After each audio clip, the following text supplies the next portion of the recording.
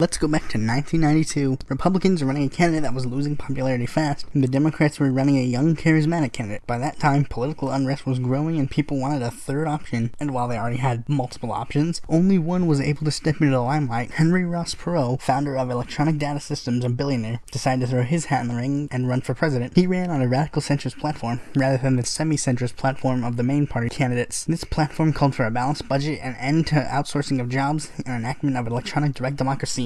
He selected Vice Admiral James B. Stockdale as his running mate. Perot was very popular at the time, and even getting a place in all three presidential debates because certain rules weren't in effect. Stockdale even took the advantage of him and Perot's new fame by saying the famous line, "Who am I? Why am I here?" But on July 16th, Perot dropped out, citing many media gaffes such as when he accidentally called African Americans "you people" and stating that he wanted to protect his daughter. But later, he re-entered the race with the idea of explaining his economic plan, and his poll numbers quickly stagnated. And by the end of the election, he managed to get 18.9% of the popular vote. Most people thought this would end Perot's ideas, but they were incredibly wrong. Dissatisfied by the Republican Congress not being able to fulfill any of the positions that they wanted, many of Perot's former supporters wanted to form a new political party called the Independent Party, but since that name was already taken, they decided to choose the second best name, the Reform Party, and Richard Lamb, the 38th governor of Colorado, announced his intention to run for the Reform Party ticket. Ross Perot held off from actually acknowledging the Reform Party primaries until the Federal Election Commission indicated that Ross Perot would be the only candidate to be able to get federal funding due to his performance in the last election. He entered the Reform Party primaries and easily won, and then selected economist Pat Choate as his running mate.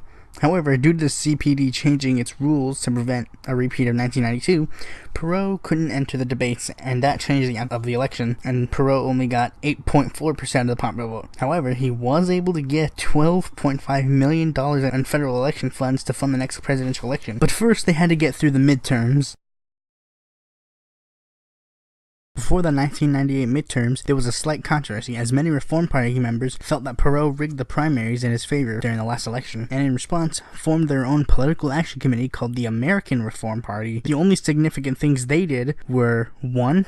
Endorse Nader in 2000, 2004, and 2008, shifted from centrism to Tea Party conservatism, and 3. Endorsed Romney in 2012 and Trump in 2016. Meanwhile, in the 1998 midterm elections, the Reform Party elected its first and only major elected official. Jesse "the Body" Ventura was elected as the 38th governor of Minnesota, with a whopping 37% of the popular vote. A person known for his very outspoken and strong opinions, Ventura cites the Democrats attempting to use him as a spoiler for the Republican candidate as the reason he ended up winning the election. And according to the League of Women Voters, the Reform Party had a bigger midterm turnout than any other third party, establishing it as the third party in the United States. Now on to 2000, everything is just looking so great.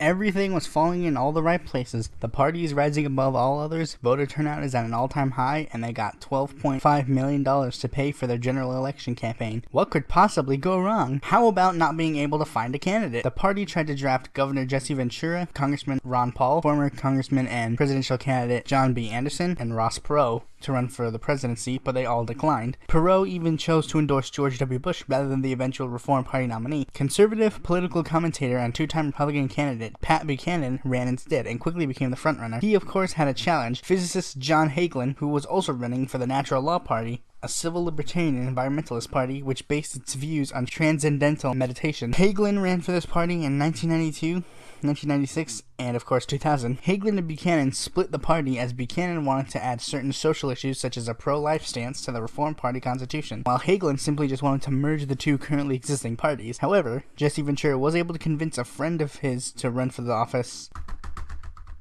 Donald John Trump. Trump was seen as, by the media, the only person who was a major contender against Buchanan. Trump even had a full cabinet in line that had Congressman Charles Rangel as the Secretary of Housing and Urban Development, Senator John McCain as Secretary of Defense, CEO of General Electric Jack Welch as Secretary of Treasury, General Colin Powell as Secretary of State, and even Oprah Winfrey as his choice for Vice President. However, he ended his campaign after only 4 months, explaining his problems with the party being the party's general dysfunctionality, highlighted in this quote. "So the Reform Party now includes a Klansman, Mr. Duke, a neo-Nazi, Mr. Buchanan, and a communist, Miss Fulani. This is company I do not wish to keep." Sorry about that. Around the same time, Jesse Ventura and the Minnesota wing of the Reform Party left the National Party, which later became the Independence Party of Minnesota. Buchanan eventually won the nomination and selected Izola Foster to be his running mate. However, Hagelin and his supporters decided to take the Teddy Roosevelt route and left the room, held their own convention, and then nominated Hagelin as the Reform Party nominee. This led to some legal trouble and a court case deciding who was the real Reform Party candidate. The courts ruled in favor of Buchanan, and the election continued. Buchanan was accused of being a racist and even a Nazi, as evident by this ad. Have signed an executive order saying that English is no longer America's national language. It's Executive Order 13166. Thank you for calling 911. Please listen for your language. For Spanish, press 1. For Korean, press 2. Do you ever miss English? Immigration is out of control. Bush and Gore are writing off English for good. What can you do? Vote for the third party that puts Americans first. Vote Buchanan for president. For Swahili, press 12. However, that previous drama, lack of Perot, and Buchanan being a controversial figure as it is, led to Buchanan only getting 0.43% of the popular vote and losing all federal funds for the next election. Although one more thing that makes Buchanan's campaign interesting is that many of the talking points espoused by Buchanan, such as anti-immigration and anti-trade deals, were repeated in the 2016 election by his opponent, Donald John Trump, which leads to many people like myself to conclude that Trump stole some talking points from Buchanan, which is fine. I mean, he's allowed to do what he wants. It's his campaign. After Buchanan lost, he rejoined the Republican Party, and the Buchanan wing of the Reform Party left to create the American First Party, a right-wing paleoconservative party. By the October 2003 National Convention, the Reform Party had only begun rebuilding, but several former state organizations had elected to rejoin the party. However, due to certain financial issues, they couldn't elect a candidate on their own, and instead chose to endorse the independent candidacy of Ralph Nader for president and Peter Camejo for vice president to ensure they had some voice in 2004. They managed to get 0.4% of the popular vote, but as this was only an endorsement, the Reform Party's brand name didn't exactly help them win the nomination. Then in 2008, Ted Weil, who was the Reform Party's ideal candidate in the 2004 election, who chose to help Ralph Nader in 2004 and even endorsed John Hagelin in 2000, became the Reform Party's nominee, and Frank McElty was selected as his running mate. McElty was also running for the New American Independent Party, now known as the Citizens Party, under the presidency rather than the vice presidency. They managed to receive 481 votes nationwide. Then, in 2012, Andre Barnett, an entrepreneur from Ohio, beat Buddy Roemer, the 52nd governor of Louisiana and previous candidate for the Republican Party's nomination, former football coach Robbie Wells, who was also a candidate for the Democratic Party in 2012, and eventually became a candidate for the Democratic Party and independency in 2016. He's even planning out a run for 2020. 2012 candidate for the Democratic Party, Darcy Richardson, and economics professor Lawrence Kotlikoff for the Reform Party's nomination, and selected Ken Cross as his running mate. They managed to receive 962 votes nationwide, and in 2016, they chose to endorse another candidate rather than running their own, the candidate being Rocky De La Fuente of the American Delta Party, who had previously run for the Democratic nomination earlier that year. Michael Steinberg was the vice presidential candidate of the American Delta Party. They managed to receive 33,136 votes nationwide, though it was probably due to his appearance on the Free and Equal debate with Darrell Castle of the Constitution Party and Gloria La Riva of the Party of Socialism and Liberation, link in the description. And with that, we conclude the rise and fall of the Reform Party. So to all of you, hang on, give me a second.